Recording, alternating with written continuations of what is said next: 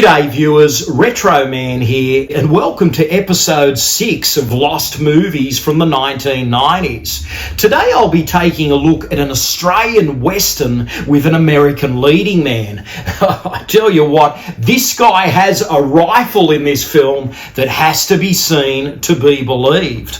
Also, I'll be dusting off a movie from the late 90s that was actually released by Disney and it bombed. It was a creature feature. It offered some state-of-the-art special effects, but for some reason, audiences stayed away.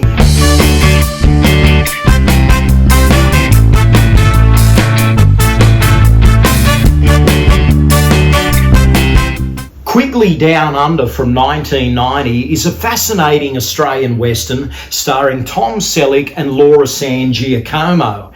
Now, what I like about this film is it does something different.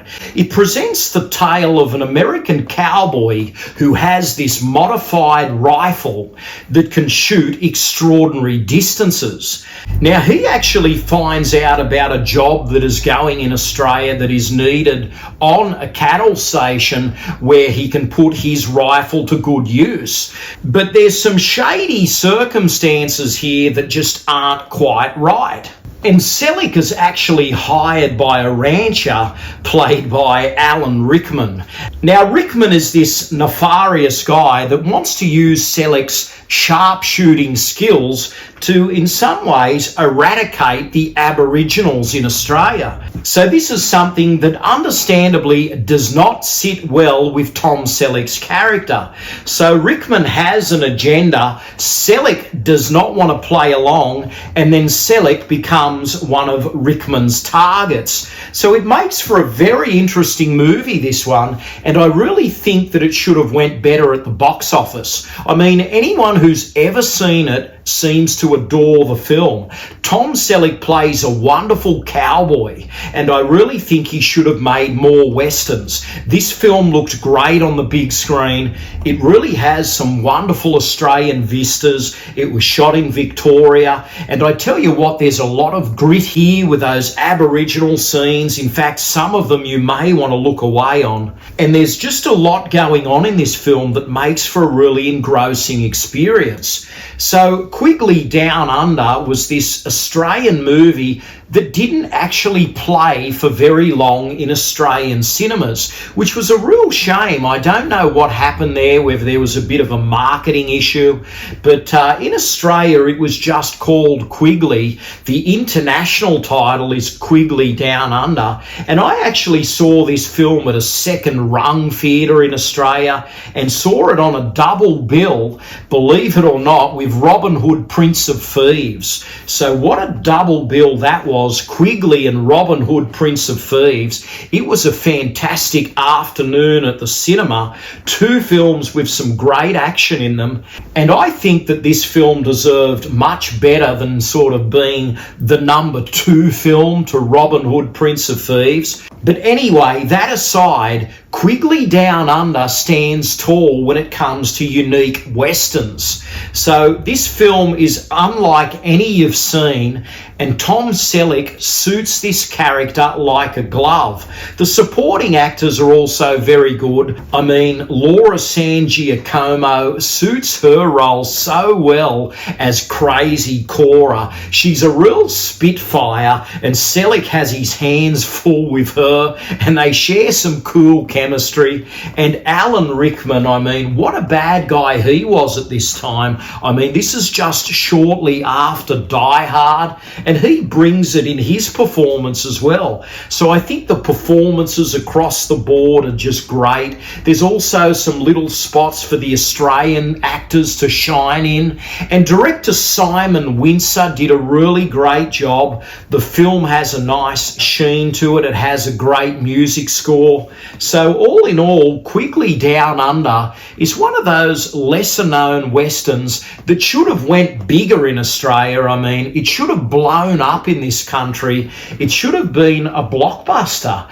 But for some reason, its candle blew out at the box office. It just faded away.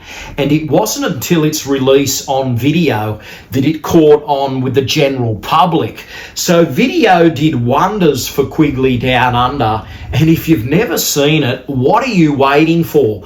Go and check out this Australian Western with a very cool American leading man. It just has so much to offer, a very intriguing story, some nice action sequences, some great shooting, and a story that is really, really gripping.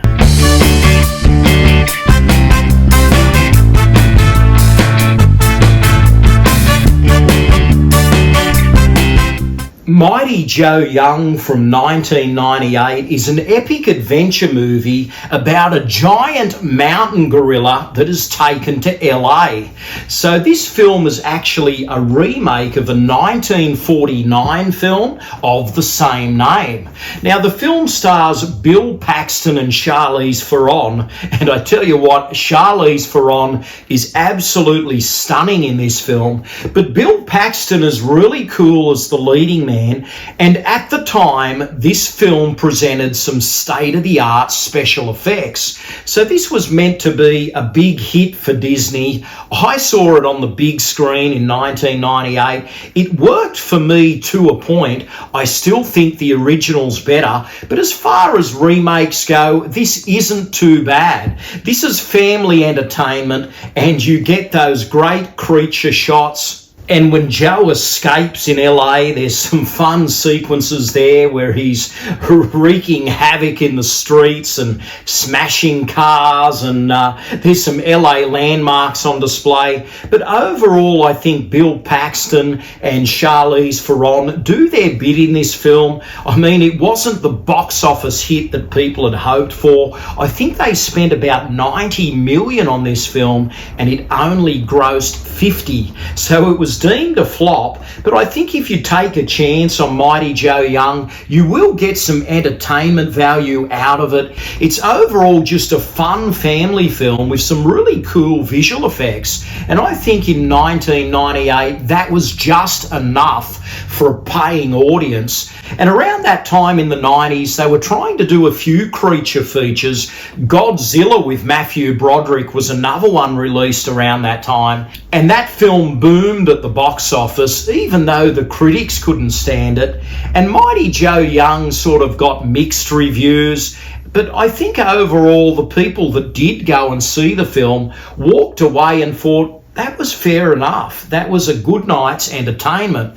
I think this film could have been a bit of a miscalculation by the production team. I mean, 1949, the original came out, so this is many, many years later, and Mighty Joe Young is not that well remembered. Although the original is a fine film, it's not like King Kong with Fay Ray. It's one of those lesser known films, and they felt it had a name that was going to go big and blast off at the box office, but it just fell short. But really, I think it deserved a little bit better. It's a fun movie, it has a few thrills, and it has a rather sweet performance by Charlize Theron. So Mighty Joe Young is one of those creature features that the entire family can enjoy. It's in the same vein as those King Kong movies, so if you like those, you know what you're in for. And it also gives you an opportunity to see Bill Paxton playing a different type of role. So Bill's not doing the wisecracks here. He's the straight leading man, and this is an early Charlize Theron role. So if you're a fan of the 2 stars, you like creature movies, Mighty Joe Young is an enjoyable one that you may have missed along the way.